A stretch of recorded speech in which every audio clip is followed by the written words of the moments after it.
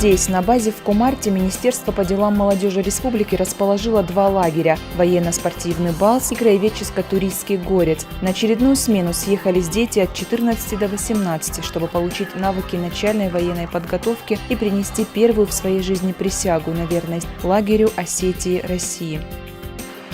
Товарищ капитан, военно-спортивный лагерь «Балс» для принятия военной присяги построен. Командир первого взвода лейтенант Тигиев.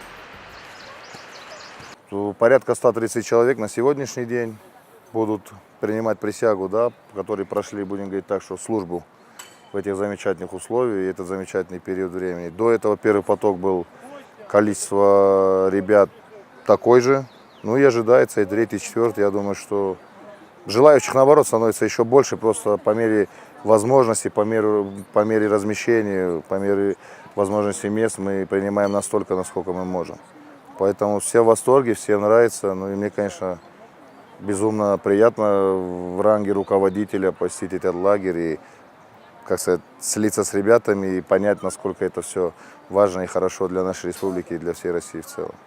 В числе воспитанников и трудные подростки. Зачастую эти ребята проявляют большой интерес к обучению. После прохождения смены многих из них снимают с учета. Деление на трудных и благополучных детей формальное. Независимо от социального положения, все воспитанники находятся в равных условиях. Ну, лагерь, я думаю, что дает им, трудным подросткам, однозначно плюсы и какие-то приоритеты в жизни непосредственно перед самими собой, да, потому что они понимают и видят здесь, что жизнь настолько непростая штука, и в ней приходится где-то напрягаться и идти по каким-то принципам и правилам. И я думаю, что лагерь для них даст и дает огромный толчок для их развития и мировоззрения вообще, что из себя представляет этот весь наш замечательный мир.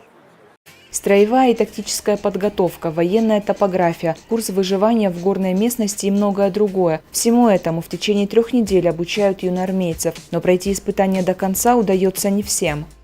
Программа достаточно сложная, начиная от строевой, кончая парашютной подготовкой. Не все выдерживают, конечно, особенно такие вот, кто покрупнее, они не выдерживают. А так ребята, в принципе, когда проходит первый отсев, уже кто вот уезжает, уже коллектив как-то становится крепким, сплоченным, и буквально сдав тесты, в лагере они не сидят, практически они постоянно на границе, либо где-то вот в походе. Несмотря на все тяготы службы, многие подростки с удовольствием посещают лагерь снова. Заинтересовало меня в этом лагере то, что тут очень интересно. Абсолютно, нету вообще свободного времени. Мы постоянно чем-то занимаемся. На следующий год у меня еще есть возможность приехать в этот лагерь, и я не упущу этой возможности. Мне рассказывали про этот лагерь друзья, и потом посмотрел в интернете, вроде понравилось, и я и приехал. Я в дальнейшем хочу поступить в какое-нибудь военное училище. В Балсе как раз можно получить начальную военную подготовку. Одним из направлений в обучении воспитанников является стрельба из лука.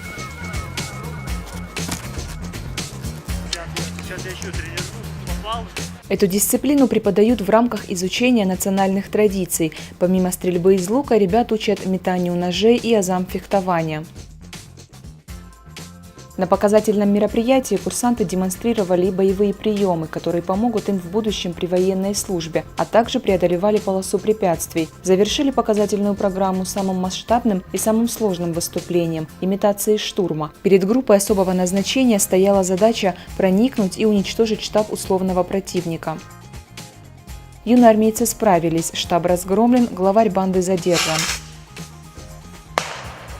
Попытаться разбить палатку, пострелять из пейнтбольных ружей и лука после завершения праздничного открытия могли все желающие. Испытал себя на меткости Хасан Бароев. Анжела Засохова, Борис Сопоев, Осетия ТВ.